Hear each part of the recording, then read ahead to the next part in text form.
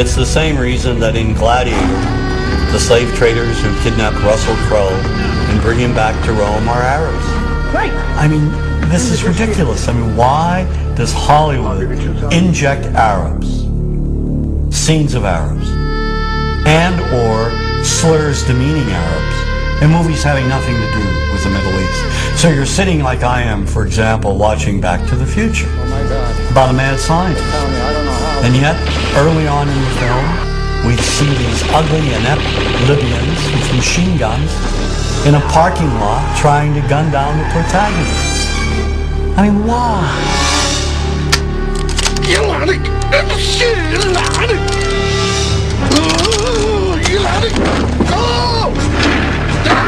This movie wasn't about the future. It was the same old stereotyping from the past. And the same goes for Hollywood's view of Arab women. The Arab woman today is bright, intelligent. She's someone who is exceeding in all professions.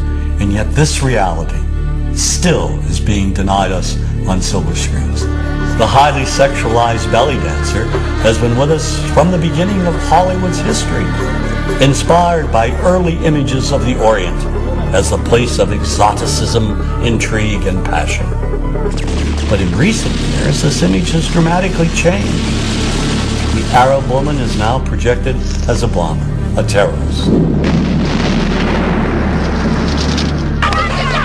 Added to this image is what I call bundles in black. Veiled women in the background, in the shadows, submissive.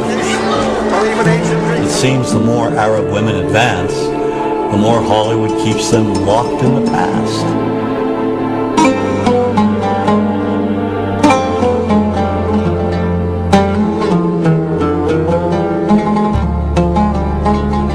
Politics and Hollywood's images are linked. They reinforce one another. Policy enforces mythical images. Mythical images help enforce policy. Jack Valente, president of the Motion Picture Association of America, has said, quote, "Washington and Hollywood spring from the same DNA," end quote. The Arab image began to change immediately after World War II. There were three things that impacted the change. The Palestinian-Israeli conflict, in which the United States has unequivocally supported Israel. The Arab oil embargo in the 70s, which angered Americans when gas prices went through the ceiling. And the Iranian Revolution, which increased Arab-American tensions when Iranian students took American diplomats hostage for more than a year.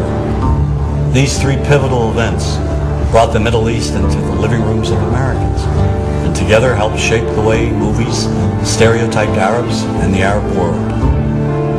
One of the primary changes, the image of the sheikh. In a movie such as Rollover, he's out to take over the world with his money, or he's up to no good trying to buy chunks of America. Mrs. Winters, I think I should tell you there are those in the family who do not think we should be making this offer at all.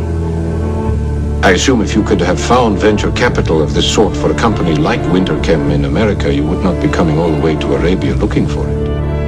You see the oily sheikh in Spielberg's Indiana Jones and The Last Crusade. You see the money-grubbing sheikh who's out to commit all kinds of terrorism and launch a missile in earnest in the army.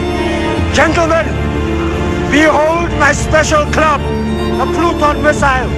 With it, I will bring the infidels to their knees and be leader in the Arab world. One of the myths in the 70s was that the Arabs are coming over, buying up chunks of America. And of course, this was reflected in the cinema. The Arabs have taken billions of dollars out of this country, and now they must put it back. One of my favorite movies of all time, racist though it may be, is Network, about commercial television. Ladies and gentlemen, let's hear it. How do you feel?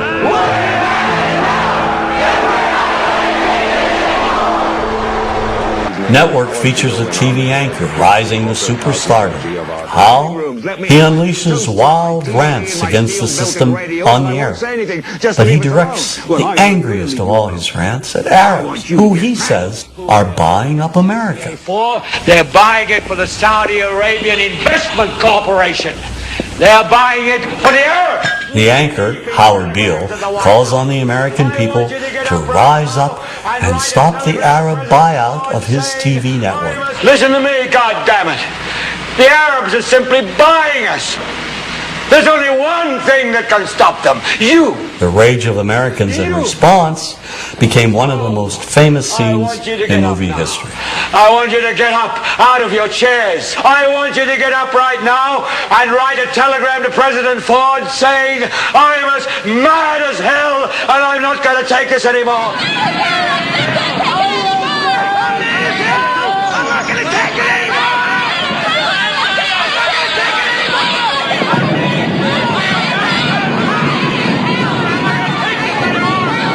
This kind of anger, the anger born of fear, all of it in response to a perceived conspiracy and threat by a specific group of people, well, we've seen and heard this before.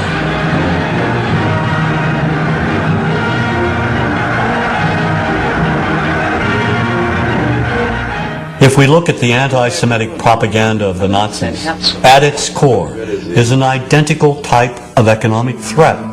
This economic myth even made its way into children's books. Sadly, the popular image of Jews in Nazi propaganda resembles the popular image of Arabs in some of our most beloved Hollywood movies. The only difference being that the Arab usually wears a robe and headdress.